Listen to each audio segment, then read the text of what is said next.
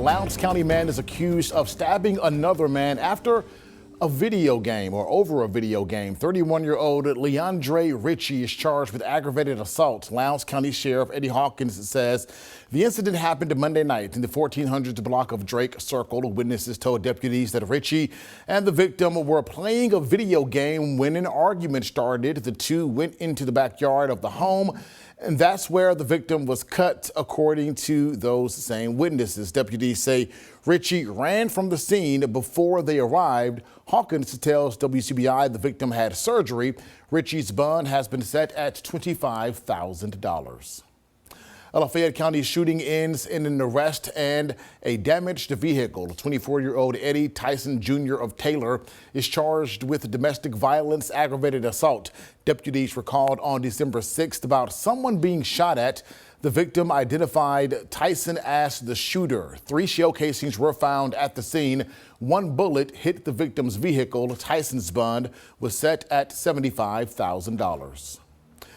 And some unwanted excitement today at Caledonia Middle School. Lowndes County School Superintendent Sam Allison says there was a small electrical fire. It all happened in an office and was contained to an electrical outlet. There was minimal damage. Students were evacuated for a short amount of time.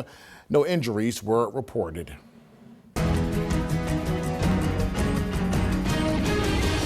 All right, so exams are wrapping up and graduation is this weekend for many students, and that means that many college students who live in off-campus housing are getting ready to leave their apartments for the next few weeks. But there are some things they need to do before they head home. Anthony Jenkins Jr. talked with apartment owners about some of those safety precautions. We constantly have to go through the apartments and check up on things. Large number of students headed back home for the holidays mean many apartments and rental houses will be empty for a few weeks. But before residents go, there are some things they need to tend to. The time of year means that extremely low temperatures are a possibility. Starkville Mayor Lynn Spruill owns several properties in the city. She says there are some simple safety measures that can prevent bigger problems. Leave a little bit of the water running, leaving their cabinets open, for example, so that if the temperatures drop, which often it does during the holidays, then that heat from the house can be in there, and not to turn the heat off. Leave their heat on at about 50, say. Something that will at least keep the warmth going inside the apartment. Robert Kemp is part of family-owned apartment complexes in the well-known Cotton District. He says most of his tenants are college students and are planning to go back home to see their friends and families. And they're putting out the word for what needs to be done before they leave. You know, college kids, they're going to be thinking about, like I said before, they're going to go home, go hang out with friends, things like that. You are going to find responsible ones, though, that do pay attention to what we're sending out and do it. But there are a lot of people that it isn't on the top of their list to want to have to follow the instructions we do. So it's part of it. You know, it's what we anticipate, we expect. Spruill says the safety measures are a good idea for anyone leaving their apartments for the holidays. And it's just a precaution because it creates a problem for the next door neighbor. It creates a problem for us in order to clean it up. It creates a problem for them for whatever they may have left in there while they were gone. So there are those kinds of things that make a difference for them, for us, and for the people who are living near them. In Starkville, telling your story, Anthony Jenkins Jr., WCBI News. And those notices telling residents how to prepare their apartments have already gone out at several properties. Our cold front passed through today. Now it's the driving motion clearing out the rest of the rain and cloud coverage across the deep south. You see that rain still holding strong in southeastern Alabama through Georgia and into the Carolinas. For northeastern Mississippi tonight, really just sticking with that heavy cloud coverage. And so far, mild temperatures were now anywhere from the low 50s to the low 60s. Oxford at 50, West Point at 60, Tupelo 55, Aberdeen, Starkville, and the Air Force Base all at 59. But colder air is rushing in, pushing us towards upper 40s by 10 p.m., looking towards upper 30s overnight. Marcus. All right, thank you so much, Ashley. Well, county business was on the lunch menu at Lions Hill today. Lowndes County Board of Supervisors President Trip Harston updated business leaders on the 3 T's, Tower, taxes, and Target. The tower is a proposed AT&T 5G project on county-owned county-owned land proposed near the soccer complex. The tower installation would have supported FirstNet emergency services, but the project requires city approval. But the City Planning Commission voted against it, leaving AT&T to reconsider the location. Tax bills went out this week, raising questions about school taxes and city residents paying county taxes. And finally, questions about retail development, especially the Target question. They're growing louder after Tupelo's big announcements. So typically what we would like to see is, from economic development standpoint, you have economic development, you have industry, and what follows industry is residential. And what follows residential is usually retail. So we're in that middle section now where we're looking at residential, and we'd like to see more residential developments happen.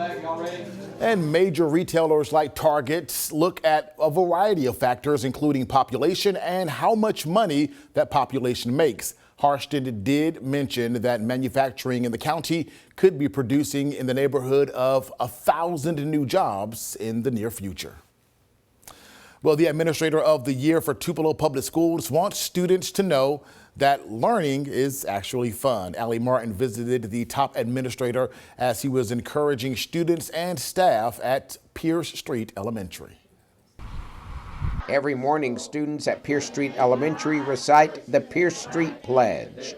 I am loved, I am worthy. And on this day, Principal Dr. Anthony Golding is saying it with a third grade class. Being involved with day-to-day classroom work and school activities is part of his focus as principal. Everything that we do, we want students to feel good about school. We want them to feel heard, supported. We want them to have fun. And I think that's a lot about what Pierce Street is about. We call ourselves the Pierce Street Polity because every day over here is a polity. This is Dr. Golding's 12th year in education and his 8th as an administrator. Principals throughout TPSD vote for Administrator of the Year, and Dr. Golding is quick to share the credit for his honor with others. This award really represents the hard work of all the people here at Pierce Street, the students, the teachers, the parents, the community. It takes all of us, and this award encompasses all of that. Sims Hadsma teaches reading and math and says she wasn't surprised when the Pierce Street principal was named Administrator of the Year. He has come to Pierce Street and completely changed the perspective and how everyone feels at school. He came in with a more elementary mindset and really wants to celebrate the kids and all their accomplishments, and he wants everyone to feel safe and loved at school.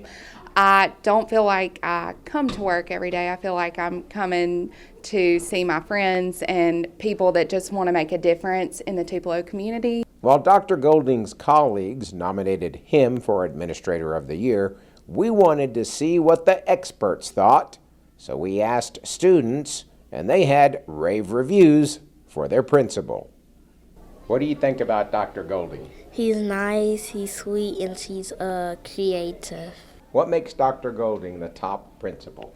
Whenever I see him in the hallway or something, if he sees me in the hallway, he always asks us how we're doing, or if there's something that we just want to talk to him about, he'll let us. He just communicates very well. Dr. Golding says he is looking forward to the rest of the school year as he and the staff help Pierce Street students experience the adventure of learning. Telling your story in Tupelo, Allie Martin, WCBI News. And TPSD's Teacher of the Year is being announced during this evening's school board meeting. Well, Christmas break is almost here and the kids will be home all day long. When we come back, we have some tips on how to keep them occupied.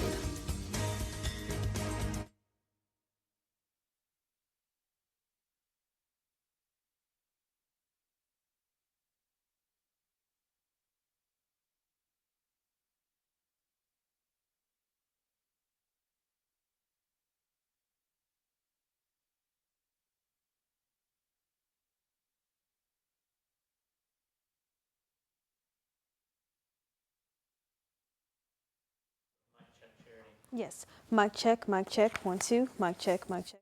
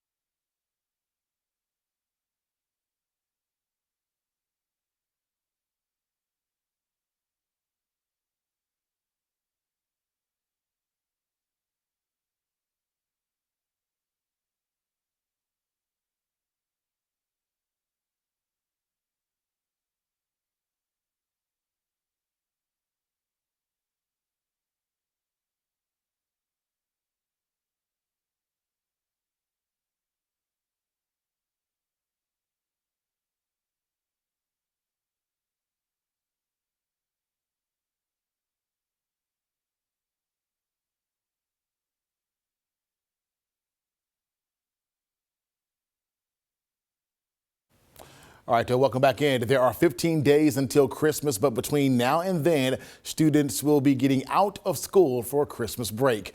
And that has parents looking for ways to keep them occupied. Charity Johnson went to a child care professional for advice, and she joins us in the studio. And Charity, well, Christmas means a break for the kids, but what about their caregivers? Right. Knowing how to keep your kids busy isn't always the easiest thing to think of, especially when you're used to them being out of school, well, being at the school. So a local daycare center director has some ideas for the parents. With Christmas fast approaching, soon, students will be getting dismissed from school for winter break. Angela Collins, the director for Columbus Christian School, a daycare center, gives parents advice on how to keep their children engaged. Making crafts or coloring, a simple coloring page, just letting kids be kids and develop their imagination, anything other than sticking a tablet or a TV in front of them. Columbus Christian School serves a range of ages, and Collins says the enrollment picks up when school is out. We serve from birth to 4-year-olds during the day, have an after-school program, and then during the school breaks, we offer programs for our school-age kids. So they can come here, get a great breakfast, a good lunch, a couple snacks in between. Despite the age difference among the students, Collins says the school values the kids interacting with each other. One way they do that is by limiting the use of technology in the classroom. If you walk down our hallways, you won't find a TV in any of our rooms because it's just not important. We don't promote a whole lot of screen time just because it's so important for them to be engaged with their peers. Collins says connecting with other kids is crucial for their development. Colin also says an easy way to get your kids interacting with each other and their parents is by playing board games. All right, and of course, Christmas is usually a fun time for the kids. In today's Megaphone poll, we ask you, what are some of the activities you like to do with your kids during Christmas? And getting them involved with things was a very popular one on the list. More than half of you said that you have helped them decorate the tree, and 30% of you said get them involved in the kitchen with baking those Christmas goodies. We thank everyone who took part in today's poll. Here and cooler conditions are heading our way. Stick around for more details on your forecast after the break.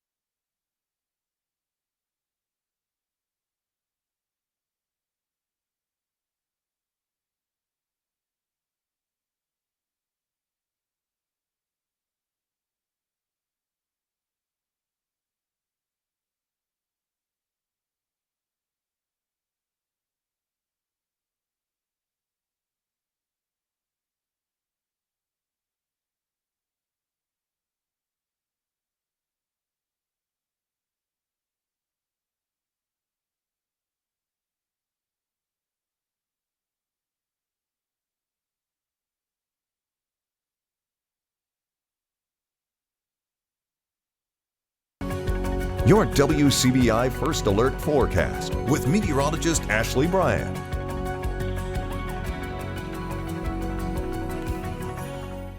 Rain came through yesterday and then a cold front, but now that's all shifted off to our east and southeastern portions of Alabama, Georgia, and the Carolinas. That cold front really working its way off to the east, leaving us with heavy cloud coverage across northeast Mississippi for our Tuesday night. Right now, temperatures are dropping anywhere from the low 50s to the low to mid 60s. Currently 50 degrees in Oxford, 63 holding strong in Louisville, Columbus, Starkville at 59, Aberdeen as well. West Point 60, Tupelo now at 55. As we continue our way through the evening, temperatures will keep on dropping through the 50s, through the 40s, and eventually work our way back into the 30s. Columbus overnight low around 38. We'll have a slow clearing effect with those clouds. Overall, a bit breezy with gusts potentially reaching up to 25 miles per hour. Overall, it's just going to be a bit colder of a night. Luckily, most of us are staying above freezing. Places like Coffeyville and Bruce expected to be right at freezing at 32.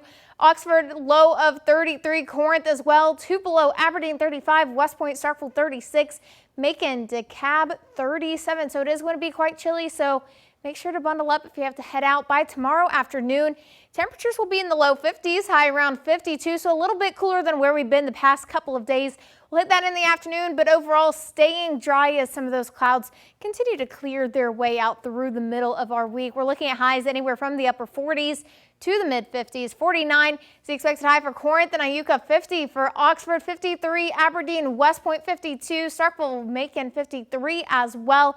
Carthage and Winona just off to our west and southwest, expecting that high around 54.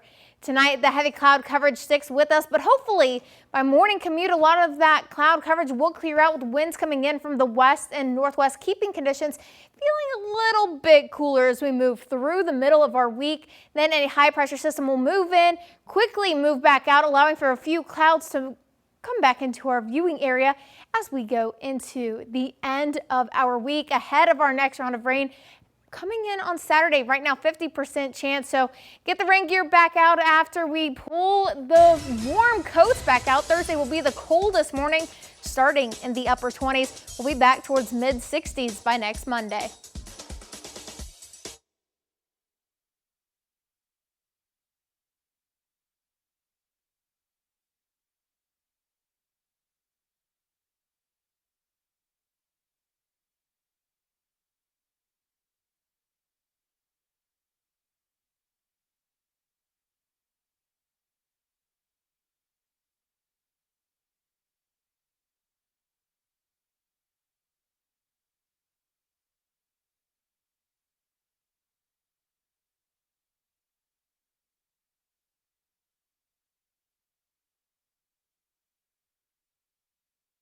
The Mississippi State Bulldogs yet again back in the top 25, just sneaking.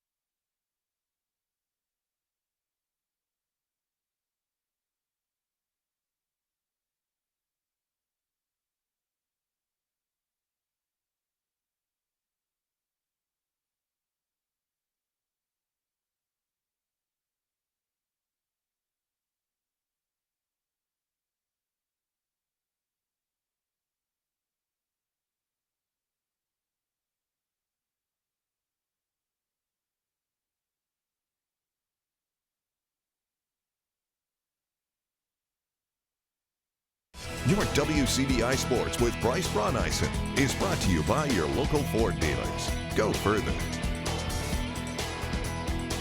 The Mississippi State Bulldogs, they're yet again right back in that top 25, just sneaking in the last spot following 2 big wins this past week. Their next test, not really a home game, but about close as you can get. Bulldogs going up to Tupelo, where they'll take on Will Wade and McNeese State on Saturday evening. A little bit about McNeese. They were a tournament team last year. They had over 30 wins, and this year they already played Alabama close. But after different kinds of games, from the Pitt blowout to a close one on Sunday against Prairie View A&M for State, Coach Jans wants his team to go out and set that tone early in Tupelo. We're best when we have a defensive mindset, when we're trying to, establish ourselves on that end of the floor. And, it's always a battle of wills, right? Our will as a unit against their will. And I think this game, that's what will happen is, who's going to impose their will, first, most, will end up, winning the game. And for us, that's where it starts. And Ole Miss, they'll also play on Saturday. They'll have a true home game, though, taking on Southern Miss in Oxford. Right now, the Rebels are 8-1 on the year, and they moved up to number 19 in the AP poll, following big wins over Louisville and Lindenwood. It was an all-out team effort for both of those games. The Rebels outscoring Lindenwood by 27 in the second half to pull away and continue their hot start to the season. Benson's a big part of our team. You look at any team that's winning, I promise you there's a lot going on in practice. And I think there's a role for Benson this year. This won't be the last time that he's up here sitting next to me after a win, but wanted to recognize his effort tonight, but really more importantly, his effort every day in practice, just always staying prepared. And I think we'll need Benson to be the team we all want to be here, but I thought he played great tonight in the opportunity that he earned. Here's what's next up for all the teams. Magnolia Madness in Tupelo on Saturday for Mississippi State teams. Women taking on Belmont at 2 p.m., followed up by the men taking on McNeese State at 5 p.m. For Ole Miss, they'll both be at home on back-to-back days. Women taking on South Alabama at home on Sunday at 2 p.m. The day before, on Saturday, the men will be taking on Southern Miss, also at 2 p.m. Both Rebels teams in the top 25, looking to improve on that record ahead of SEC play next month. And more Ole Miss. After a 9-3 season, the Rebels have been selected to play in the Tax Slayer Gator Bowl on January 2nd in Jacksonville, Florida. It's definitely not the destination many expected for the team in the preseason. However, in this day and age, we've been seeing a lot of players opting out of non-playoff bowls as the transfer portal has already opened, but it looks like a large majority of the Rebels will be playing in this bowl game. Senior quarterback Jackson Dart will be suiting up one more time as his projected first-round pick Trey Amos. Lane Kiffin says he actually hasn't heard of any of his players saying they will be opting out. So it looks like Ole Miss will be fully loaded as they look to earn another 10-win season against Duke in the Gator Bowl. And amidst all the chaos of the transfer portal, here's some stability for Mississippi State. Quarterback Blake Shapen says he will be returning for his last season of eligibility. He suffered a season-ending injury earlier this year and missed the final 8 games. Prior to the injury, though, he had nearly 1,000 yards with 8 touchdowns and only 1 interception. He'll likely be competing with Michael Van Buren for that QB1 spot next season, of course, depending on what else happens in the transfer portal. Make sure to hang out. We'll be right back.